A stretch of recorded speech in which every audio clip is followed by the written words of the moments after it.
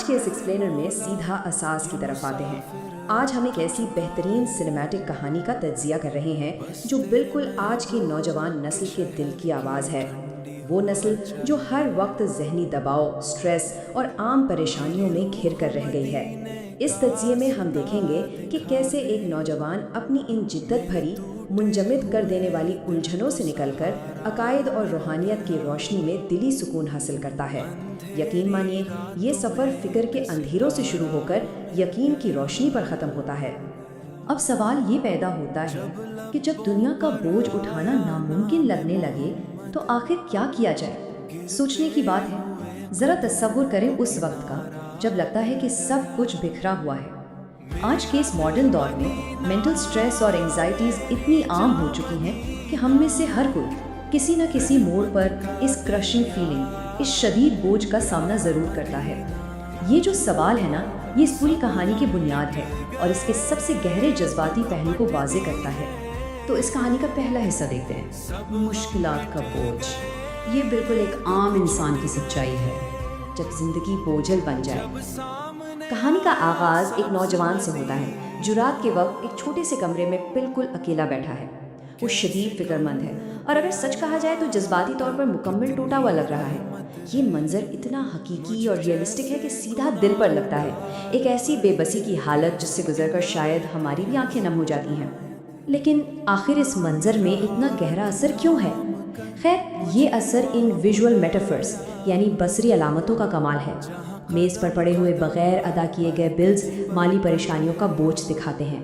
وہ بالکل خاموش اور تنہا ماحول ذہنی اکیلے پن کو ظاہر کرتا ہے، اور کھڑکی کے باہر گرتی ہوئی بارش اور کیمرہ کی بالکل آہستہ تاریک حرکت، یہ سب اس وقت کی ذہنی تھکاوٹ اور پریشانی کی علامات ہیں۔ یہ ایک ایسا ڈیپ ایموشنل ایٹماسفیئر کریٹ کرتا ہے جو بغیر الفاظ کے بہت کچھ کہہ جاتا ہے۔ آپ بڑھتے ہیں دوسرے حصے کی طرف، روشنی کی تلاش، اندھیرے سے نکل کر روحانیت کی جانب ایک خوبصورت سفر۔ تو اب اہم بات یہ ہے کہ ذہنی سکون آخر حاصل کیسے کیا جائے۔ اس سفر میں 3 بڑے پریکٹیکل قدم اٹھائے گئے ہیں۔ پہلا قدم، نہایت اطمینان سے وضو کرنا۔ پانی کے گرتے ہوئے قطروں پر توجہ اور وہ سلو موشن شاٹس ایک عجیب سا پرسکون احساس دیتے ہیں۔ پھر دوسرا قدم، فجر سے پہلے اس خاموش کمرے میں نماز ادا کرنا۔ اور آخر میں تیسرا قدم، سچے دل سے اپنے بکھرے ہوئے جذبات کو اللہ کے سامنے پیش کرتے ہوئے دعا مانگنا۔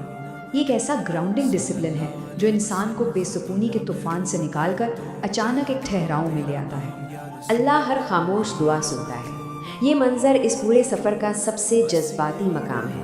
یہاں احساسات کو اس قدر گہرائی سے درشایا گیا ہے کہ ہم خود کو اس کی جگہ محسوس کرنے لگتے ہیں۔ آنکھوں میں چھلکتے حقیقی آنسو، معصومیت سے اوپر اٹھے ہوئے ہاتھ اور ایک بے حد پرامن اسلامی ماحول۔ سوچئے، جب دنیا کی کوئی آواز، کوئی سہارا مدد نہیں کرتا تو دل کو یہ تسلی دینا کہ میری خاموش آواز اب بھی سنی جا رہی ہے، یہ انسان کی سب سے بڑی طاقت بن جاتی ہے۔ یہاں سے ہم تیسرے اور سب سے اہم حصے میں داخل ہوتے ہیں، توکل کو سمجھنا، ایمان اور محنت کا بہترین سنگم۔ لیکن رکیے، اصل میں توکل کا مطلب کیا ہے؟ اکثر لوگ سوچتے ہیں کہ یہ ہاتھ پر ہاتھ رکھ کر بیٹھ جانے اور کسی معجزے کا انتظار کرنے کا نام ہے۔ نہیں، بالکل نہیں۔ اس کا حقیقی مطلب ہے اللہ پر مکمل بھروسہ رکھنا اور ساتھ ہی ساتھ پوری ایمانداری سے اپنی کوشش اور سخت محنت جاری رکھنا، امید کا دامن مضبوطی سے پکڑے رہنا۔ جب ایمان اور سچی محنت دونوں ایک ساتھ چلتے ہیں تب جا کر حقیقی توکل بنتا ہے۔ یہ کوئی صرف پیسو سوچ نہیں ہے، یہ ایک پورا ایکشن ہے۔ توکل سب کچھ بدل دیتا ہے، اور یہ صرف الفاظ نہیں ہے، یہ اس کہانی میں آنے والی ویژول تبدیلی سے ظاہر ہوتا ہے۔ جب ایک بار توکل سچی طرح دل میں اتر جاتا ہے نا، تو کردار کے اٹھنے، بیٹھنے، یہاں تک کہ جینے کے انداز میں ایک واضح نمایاں فرق آ جاتا ہے۔ وہ جو پہلے ایک پریشان کن فکر تھی، وہ اب ایک عجیب سے پرسکون تحمل میں تبدیل ہو چکی ہے۔ اس اندرونی تبدیلی کو فزیکل اعمال یعنی بظاہر حرکات میں کیسے محسوس کیا گیا، ذرا غور کریں۔